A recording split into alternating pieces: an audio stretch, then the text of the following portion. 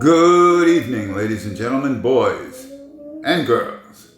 This is your erstwhile reporter again from Central Florida, speaking to you this evening with the background music of Stan Getz and Oscar Peterson Trio. Jazz being the only true American art form on the world stage, recognized as so throughout the world. The only real artistic contribution of the American culture is jazz. But enough of that. Today is Sunday.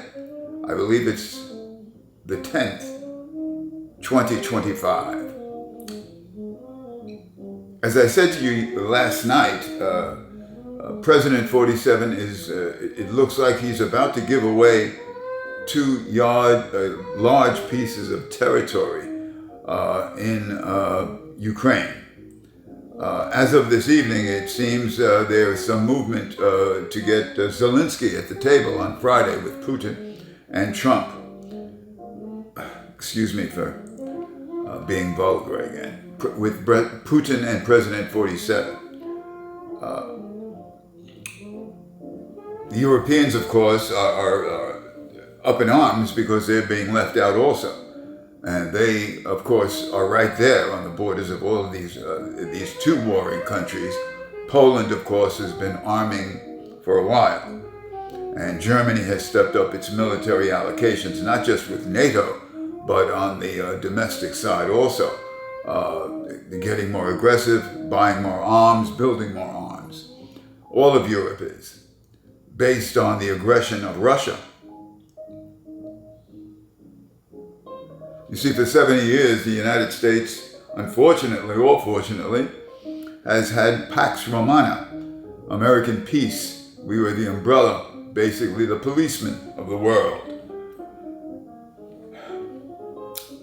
We unfortunately can no longer be that, but we must still sustain our allies and our alliances, particularly NATO.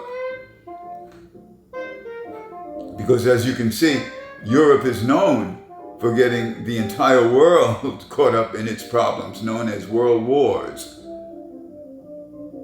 And this one, if it does break out because of the conflict in the Ukraine and the aggression of Russia, of Putin, this might end up being the spark for a world conflict which no one really wants, I don't believe. The tariff king is, he goes on. India now is in the crosshairs of his tariff world vendetta, if you will. Canada also. And the Canadians are really, really angry at the Trump administration and at the United States because of President 47's threats of annexation and increased tariffs.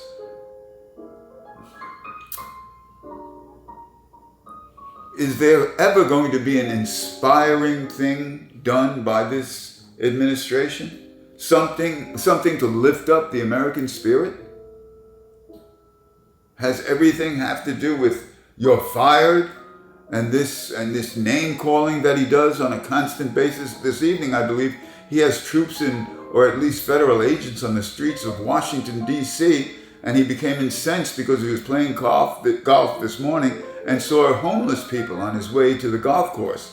And he's demanded that all homeless people leave Washington, D.C. Well, President 47, you were a real estate magnate.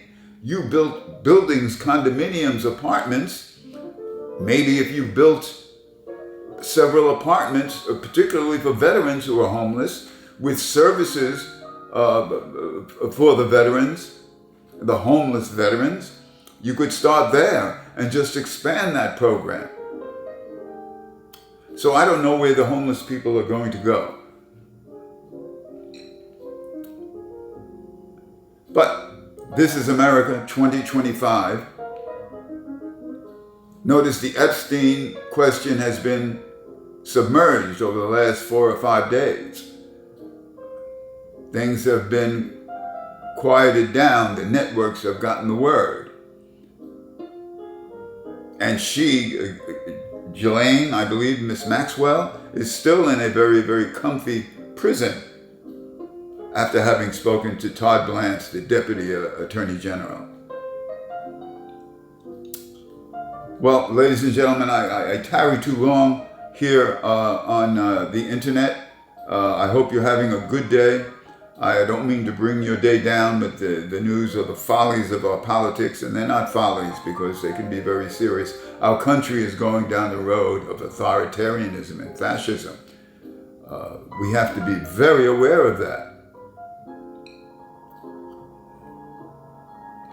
Okay, enough said. We'll talk to you tomorrow. Good night. Bonne nuit. Buenas noches. Check out Oscar.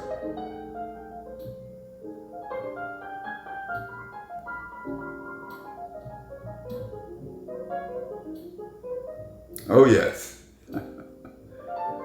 All right.